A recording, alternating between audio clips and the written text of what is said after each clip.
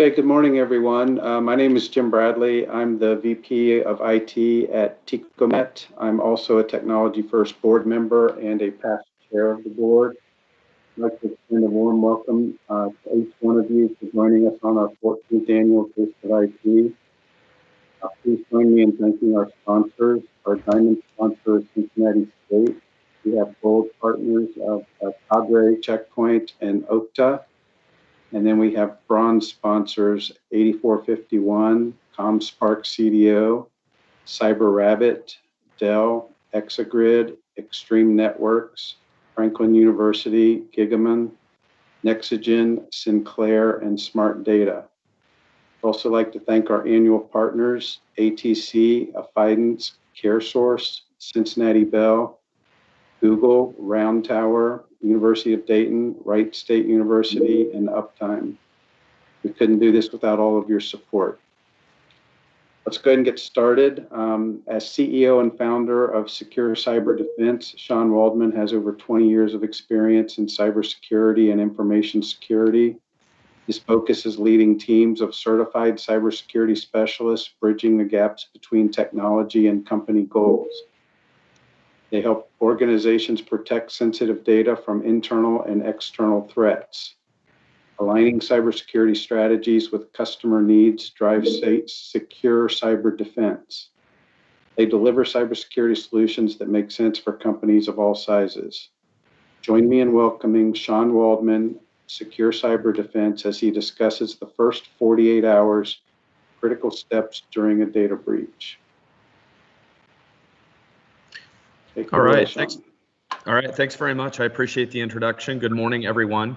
I am not in the office today. I'm actually coming to you live from Gatlinburg, Tennessee, on top of a mountain, which apparently has really good cell service. So we've got a great presentation for you today. We're going to talk about, many of you know the show, The First 48, which has to do with the critical 48 hours after a criminal incident. This follows that path very closely. So I'm going to share my presentation, and there's a chat out there that you can ask your questions, and then somebody is going to moderate that for me so that I don't have to. And we will look at questions when we're finished, because I actually have a lot of content to cover. So hopefully everybody can see my screen, and I'm going to get started here. So most of what we'll talk about today is being prepared, right? It's better to be prepared for, this is worded as an eventual cyber attack, but we all know that statistically speaking, almost every organization has had some type of cybersecurity incident, but it's still better to plan ahead, which is what we'll talk a little bit about today. So who is Secure Cyber Defense? So we're located here in Miamisburg. I founded the company back in 2015. I spent almost 19 years in state and local government in the Dayton area. Decided to come out of government and start a private company to assist organizations with their cybersecurity needs. We're not an IT company. All we do is cyber. And as you'll see here in a little bit, we have some concentration areas that we look at. We are a Fortinet Advanced partner. Our areas of discipline are shown there on the slide. We are the only Fortinet-only managed cybersecurity company in the entire north central U.S. that I'm aware of.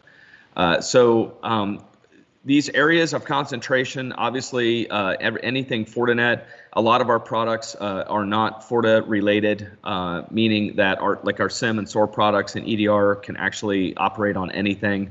And from the FortiEDR perspective, we are the largest MSSP in north central US utilizing that platform. That's it for the commercial. All right, cyber threats in the news. So many of you know, obviously, cybersecurity incidents, breaches, ransomware, business email compromise, all this stuff is in the news all the time. I was just up at 11 o'clock last night with an organization in the Dayton area suffering from an incident, and it's just nonstop. So what are we going to talk about today? We're going to talk about the top 9 steps to a data breach. These are listed in order. We'll go over 2 case studies and some critical recommendations that I think you'll be interested in at the end. And then we'll have some Q&A. So I didn't start my timer. Oh, there's a timer on the actual presentation, so that's good. All right, so what are the top 9 tasks? Task number 1 is, first of all, call your insurance company. This should be your very, very first call. As soon as you are aware that there's some type of issue that you're going to need to call in experts and you need some help, first thing you need to do is contact the insurance company. The reason that they're the first ones you should call is because in most cyber insurance policy clauses, there is a mandate that you have to call within a certain amount of time. So a lot of organizations that we've had experience with and ones that we've tried to help that didn't take the assistance, we've noticed that they've waited a very long time. Like they're calling us 2, 3, 4 weeks later and asking for assistance. That's first of all, that's way too long to call for help. And second of all, from a cyber insurance policy standpoint, you're probably going to get denied, or they're going to reduce your amount that they can offer you. So just pay attention to your policy, look for that time clause. The insurance company is going to offer some help with task 3, which we'll talk about here in just a second, but watch your exclusions and then open up a relationship with your insurance agent. A lot of what I'm going to talk about today is about pre-planning and setting up relationships ahead of time and talking with people before the incident happens, so that you're not caught off guard in the event something does happen. Task number 2, you're going to need to likely activate your incident response plan in some fashion. This is going to involve notifying executive leadership. This is going to involve your media relations or public relations people. This is going to involve you watching social media. So if you're a kind of a high profile company, you might be watching for Facebook posts or Twitter or any type of social media that could bring negative light to your organization. A lot of companies, especially since IT people are the ones that end up handling these types of issues, end up not realizing the impact of the social media and the public relations piece and how that's going to affect their company. So it's very important that you manage that, or have your outside marketing firm manage that. Somebody's going to have to do that. And then I personally, in my opinion, recommend that you announce this event publicly in some form. Get in front of it as soon as you can. Let your customers and partners know what has happened. Let them know that you're on it and you're taking care of things. And this will start to put the public at ease. So if you get into a situation where you're trying to hide the situation, or you're trying to hide it, that is going to eventually that's going to come back and get you. So just try and get out in front of it as soon as you can, and that will help going forward.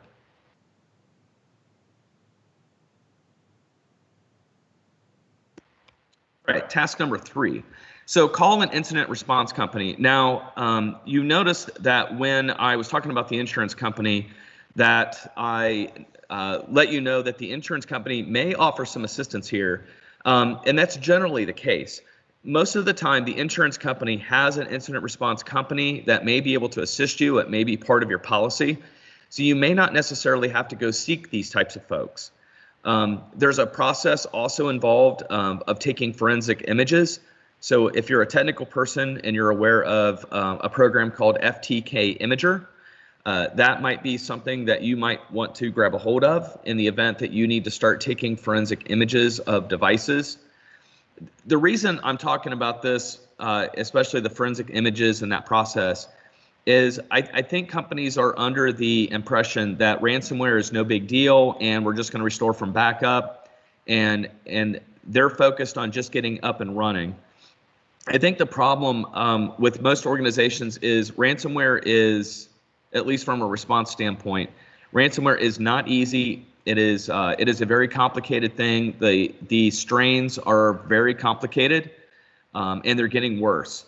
So being able to take some forensic images of the machines as part of the forensic process will help a lot going forward, and it may give you kind of a jump start on the forensic piece.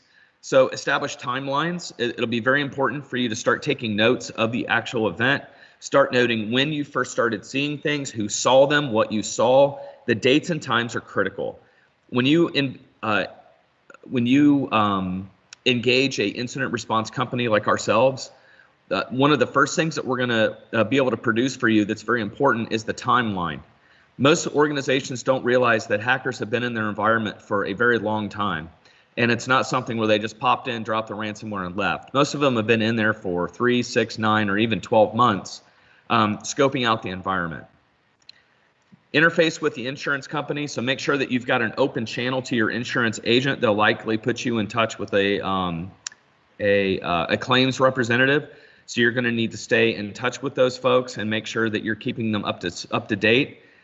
There may also be a process where you have to start, especially if you've called external help in, or you started spending money, that you're going to have to keep track of that and submit that to them on a regular basis. So understand that when you involve an IR organization or your insurance company involves one, they're trying to establish the who, what, when, where, why, and how. You want to know how it got in there, what it's been doing, was there any data exfiltration. A lot of times we're seeing legal get involved, so the insurance company is engaging a law firm in order to establish if there was data exfiltration. One of the things that's making especially ransomware not an easy thing is the fact that it's not just a monetary thing anymore. Now they're taking your data, they're taking a copy of all your information and selling it as well. So if you don't pay the ransom, they'll likely post your information publicly that they've taken. So task number 4, there was a gentleman had asked a question before the presentation about notifying federal law enforcement. Federal law enforcement is someone that you want to notify immediately, especially if there's been a financial loss. If you are missing funds and somebody has been wiring money out of your organization, if you don't contact federal law enforcement, either the FBI or we recommend the U.S. Secret Service, within 72 hours, and then the chances of you getting your money back is slim to none. So if you're familiar with FinCEN, there's a financial organization inside the government that has something called the kill chain. And what that means is if you have a company, and we've had 2 of these cases come in just in the last 30 days, where I'll talk about it in the case studies, but somebody clicks on a link and they get taken somewhere where they don't need to be, and hackers basically immediately start making wire transfers. And if you don't make that call within 72 hours, the loss must be over $25,000, and the wire needs to be done internationally. We can't claw back money that's done domestically. I know that sounds weird. It sounds like domestically would be easier, but it's not. Then if you don't follow, I mean 72 hours to the T. So if it's 72 hours and 1 minute, it's not going to work. The U.S. Secret Service typically responds on site as well. That's the reason we like to use them. Even during the COVID, we've been doing on-site responses, taking the necessary precautions. Unfortunately, cyber breaches and cyber incidents are not something that can be solely done remotely, unfortunately. And then probably one of the most important things is ransomware is a crime, and so is business email compromise, and so is somebody stealing money out of your bank account. So you need a criminal file open. Local law enforcement is not going to be helpful, so contacting your local police department is not going to be something that's going to be beneficial, because they don't have the training, they don't have the authority, and they don't have the ability to investigate these types of crimes. Task number 5, kill the internet. So this will stop further communication externally. Please do not turn the firewall off. You'll see a common theme during this presentation. Do not turn devices off. When you turn them off, especially if you're talking about a switch, a firewall, a router, we'll lose the onboard logging. And if you're not logging correctly, if you're not using a SIEM system, a security incident event management system, or some type of like SolarWinds, Kiwi, Syslog, or something, if you're not logging properly, then we're going to lose that evidence. So you can disconnect the WAN connection to the internet. That's fine, but turning off devices is not going to help. And here's the slide. So especially when you're talking about servers, so we get a lot of calls from companies that say, yeah, we just got hit with ransomware and we've turned everything off. We've turned the servers off. They panic, right? So turning off devices will erase in-memory evidence. You can unplug those network cables. If you've got a big VM host, you can unplug the VM cable to the VM host. But just please try and not power down devices. There's some evidentiary software that we use that grabs in-memory evidence, and it would become very helpful to answering those the 5 W's. Start documenting. We talked about this a little bit. So exact timelines are critical. If you're able to start interviewing people in the office as they experienced the ransomware incident or the security incident, start to you could see a theme here. It's almost like we're investigating something, right? You're a detective, and you are, and it's very helpful for the investigation to get all this critical information. So date and time details. Any of the investigators that come in, either federal law enforcement or your incident response team, insurance company, legal, they're all going to need this information, and documenting the exact date and times are critical to putting that whole timeline together for you. Task 8, especially when we're talking about a ransomware incident, it's very important to find patient 0. So patient 0 sometimes is left in a ransomware note. Sometimes it's easy to find, sometimes it's not. I know later on, or I mentioned it early on about EDR, endpoint detection and response. Guys, the regular antivirus like Sophos, Symantec, the incident from 11 o'clock last night was Sophos, and it just sat there and watched it. Even after the customer was able to actually obtain the executable malware, he manually scanned it with Sophos, and Sophos said it was clean. Understand that these malware incidents are usually compiled that night, so they don't have a signature per se that any regular antivirus is going to pick up on. And most of these products that we've seen have failed, like Webroot, Sophos. These have had the advanced components bolted onto them. So you're going to need some type of endpoint detection and response product like CrowdStrike, FortiEDR, Endgame, SentinelOne. Those are all full-blown EDR analytic software systems. So don't unplug patient 0. Treat patient 0 just as in task 7. So don't unplug that device.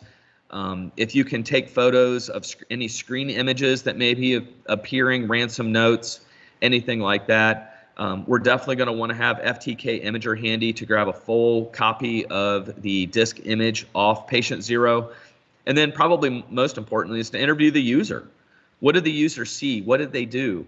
Like I said, most malware incidents we're finding are inside an environment from 3 to 12 months. And a lot of the payloads are designed to execute with a delay, meaning that they're not going to execute right away. They're going to wait for a period of time. So when the user gets that email that has the PDF that says, here's your shipping notification, and they double click on it, it may not happen right away. So this may be a very delayed response, but try and interview the user and find out what they were doing at the time, just in case, to see if it'll help during the investigation. And then probably one of the most important things to remember is please do not respond to the bad actor. We've got customers that once we've arrived had already went onto the dark web using the company internet connection.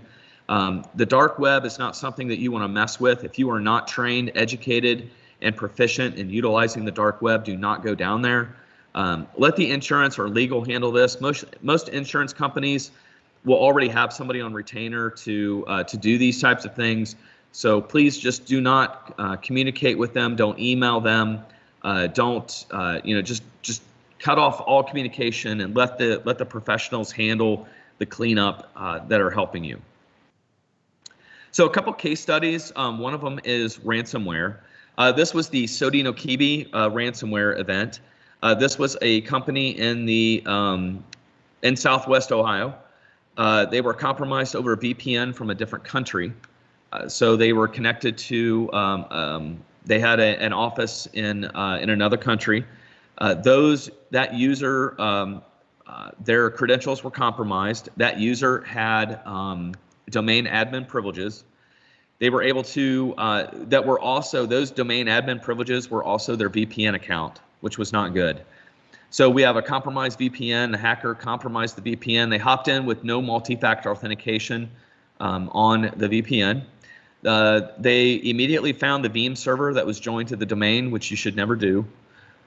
They also, so they were able to encrypt the backups. They were also able to find the replica in another city. That Veeam server was also connected to the domain as well. So both of those were, both the primary and the replica were compromised. There was no offline copy. So one of the things that we'll talk about in the recommendations that are coming up is the 3-2-1 rule, and you should be very familiar with that. So FortiEDR in this case, I'm just calling this particular product out because this is the one that we used. We used this in a hot environment. The environment was compromised, but you can replace the FortiEDR with any EDR component. EDR was used in this hot environment. It was able to remediate most of the ransomware without a lot of work, and it was able to stop 16 new infection attempts while the customer got back up and running. Unfortunately, in this case, the customer did have to pay the ransomware just due to the fact that they had no backups. Case study number 2 was a business email compromise. This type of incident has also showed up a couple different times.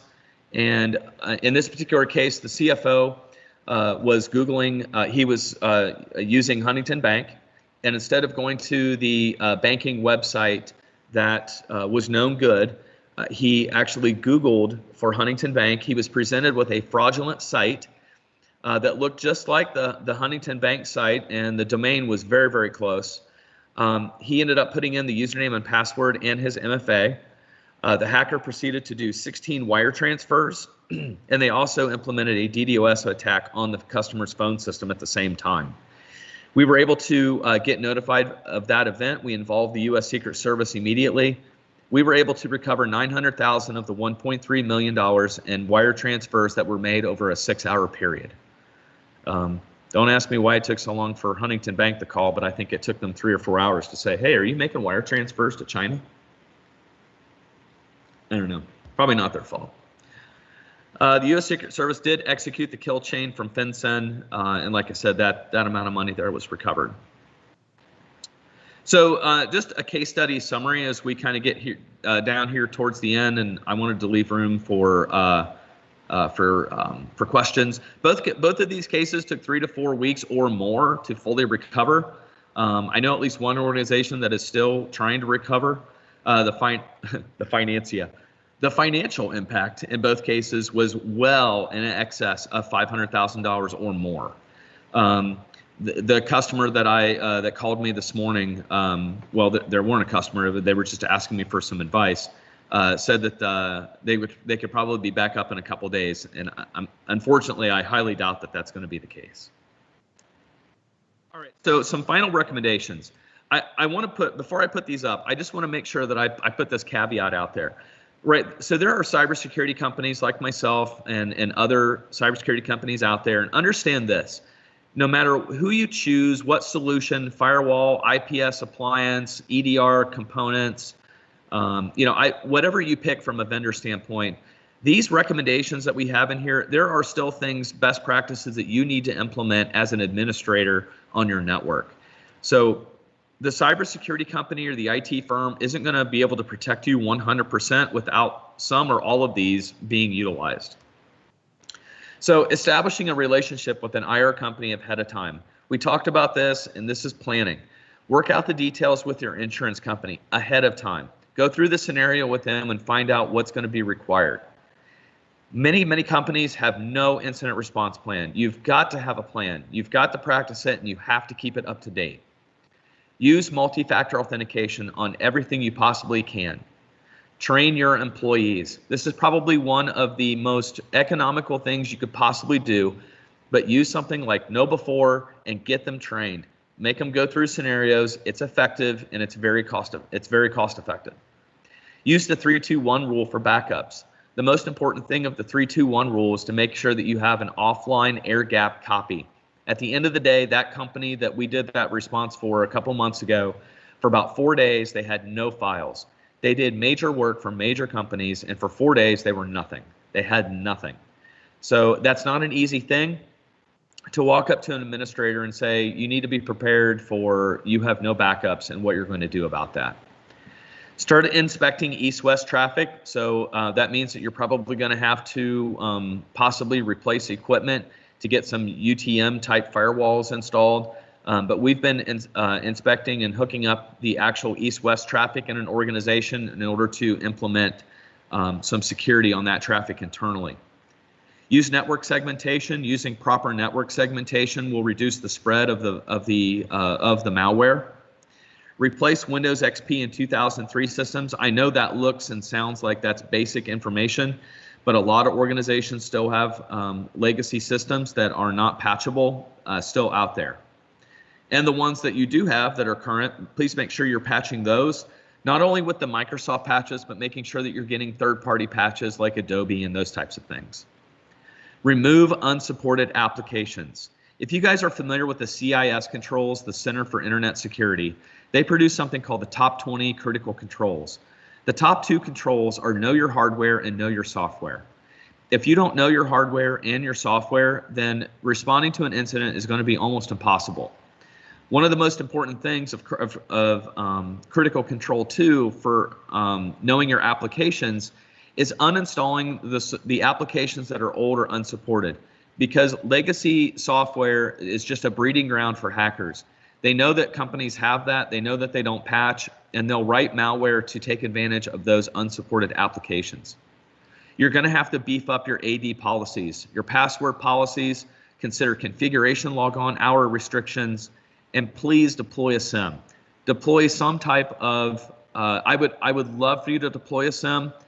SIEM can be done now as a service. You don't have to hire somebody to do SIEM. If you don't have the budget for SIEM or you just don't want to do it, please just go out and download Kiwi Syslog from SolarWinds. I think it's like a couple $100 a year, and at least get some centralized logging going on, and make sure that all of your logging is done in a time synchronous scenario. So those are all the slides I have. I kind of ran through the presentation because I do want to get to questions. You can visit us on LinkedIn. We do have a YouTube channel. Secure Cyber Defense is what you'll have to search for. I do post a lot of videos and a lot of webinars, and we've started a video podcast series that I think you'd be very interested in. You can follow us on Twitter, as well as following myself at CyberWaldman on Twitter as well. And as our moderator, did you see any questions that have come up? None yet. Okay. So we'll give everyone a couple minutes just to see if there are any questions. These 9 tasks are the 9 most important tasks that you have. There will be other subtasks that come out of this, but the fact that you get all 9 of those tasks done as quickly as you possibly can is the most important thing. Don't try and hide the incident. It's not going to work. Don't try and just restore from backups. That's not going to be very efficient. These are the tasks, and if you get all these accomplished in the first 48 hours, from what we've seen statistically, I think you've got a good chance of getting back up and running. So that's all I had. Still not seeing any questions. Okay. Well, if any of them come up, you've got my contact information there. You can also reach out to me at sean.waldman@securecyberdefense.com or sean.waldman@secdef.com, and I'd be happy to answer any questions offline for you. Thanks, Sean. That was excellent. I'd like to also have a special thanks for Okta, our featured sponsor for the session. Remember to complete the survey for each session by finding the link My Agenda, Session Descriptions, the same place you click to join the session. By participating in the survey, you make your voice heard and are helping shape the future of Technology First events. Thank you for taking the time to fill out the survey. And now we've got about a 30-minute break. Use the time to grab a snack, visit exhibitors, or explore the event platform. There are game codes you can earn by exploring the app. Go to the Event Game tab to learn more.